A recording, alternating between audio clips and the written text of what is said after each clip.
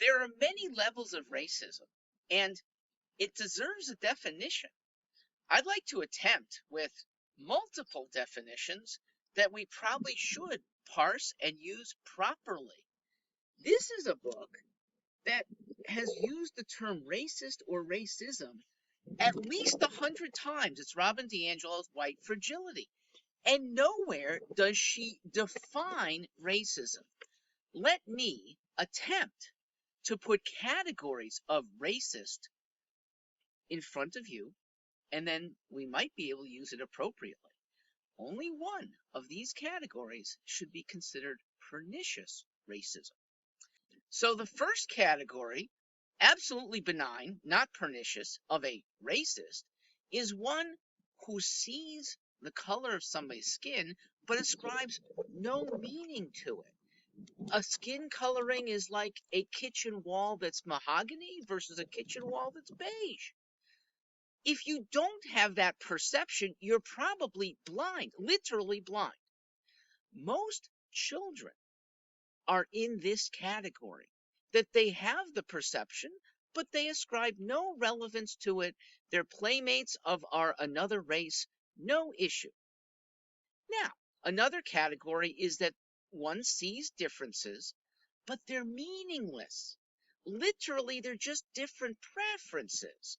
More black teenagers like hip-hop music, more white girls like Taylor Swift music. It's a preference. It has no meaning about the person. Now, there's a category where we see differences and do ascribe meaning, but not in a bad way. These are historical difference makers. She's dark-skinned and probably more musically inclined than a light-skinned girl.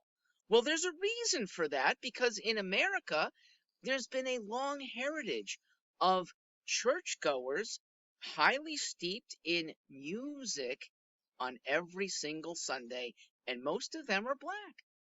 Not as many musical aspects to church denominations that are mostly white. Oh, another, he's dark-skinned and probably less likely to be an airline pilot than that light-skinned guy of similar age and height. Well, there's a historical reason for that too. Becoming a pilot is very expensive. Unless you're gone through the U.S. Navy, you've had to pay for hours and hours of flight lessons. Black families have historically had less opportunity to make those payments when they had more work to do outside. So it's an assumption that certainly can be denied. There are black pilots, and how they got there is a historical difference. Here's another one, and this is now modern. This difference, you see a picture of two black schoolgirls, and you have an assumption that compared to a picture of two same-age white schoolgirls, that the white's education is better.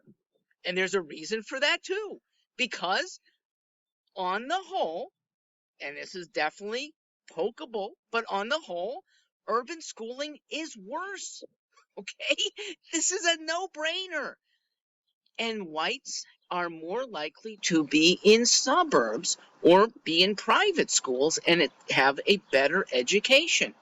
Can it be disputed? Absolutely. Here's two black girls, the Obamas, with very good educations. Every conclusion based on a difference is a refutable assumption.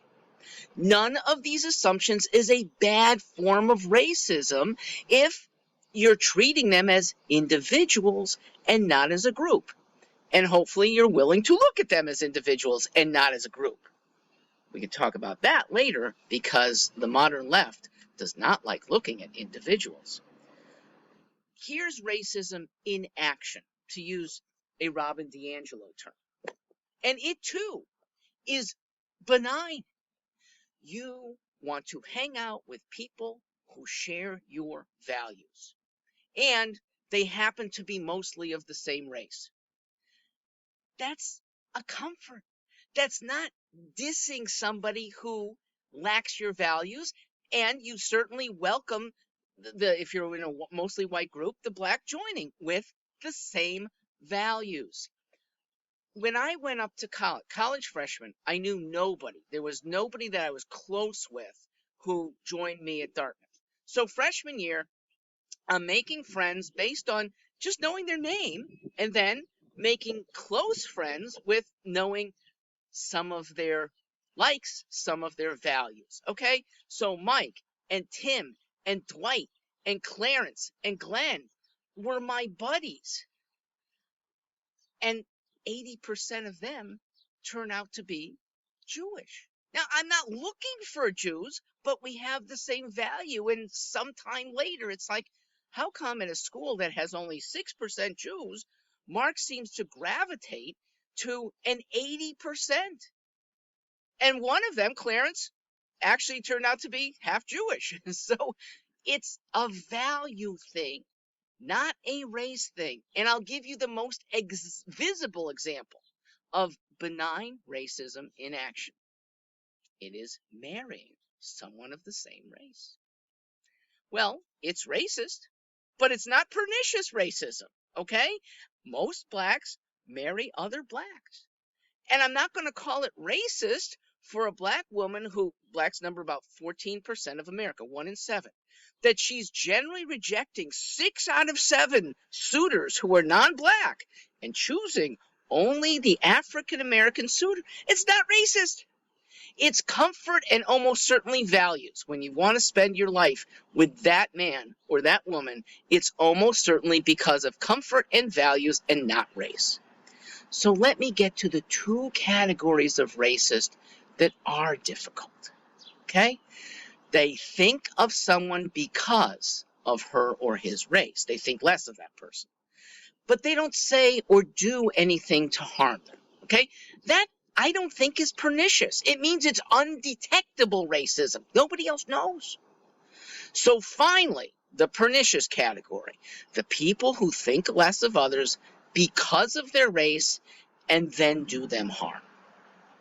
Physical harm, though it happens very rarely, in that category. Speaking negatively, excluding them from a group, reducing their opportunities. That's harmful. That's vile. That is pernicious racism. And when you parse that from the other types, then we have a good chance of acting to squelch pernicious racism. When you lump all the other types of racism together and say racist, then you lose us because that term lacks meaning. I contend racist in modern America is very rare. I've lived in 5 states. I speak with hundreds of white people each year. I know them well enough that if I detected racism, I would know. I know of these now probably 10,000 people that I've been in decent touch with. I know of 3 racists, and 2 of them are over 80, okay? Among those who are under 60, it's almost gone from the Northeast anyway. We need to recognize that there are still some pockets of true racism, and we should be combating that when it is true and therefore pernicious. That is my definition of racism and racist. That has action that we should take, and I will fight with you to extirpate that kind of racism. I also have comments and a definition of reverse racism, but that's for another video. I'm Mark Stewart.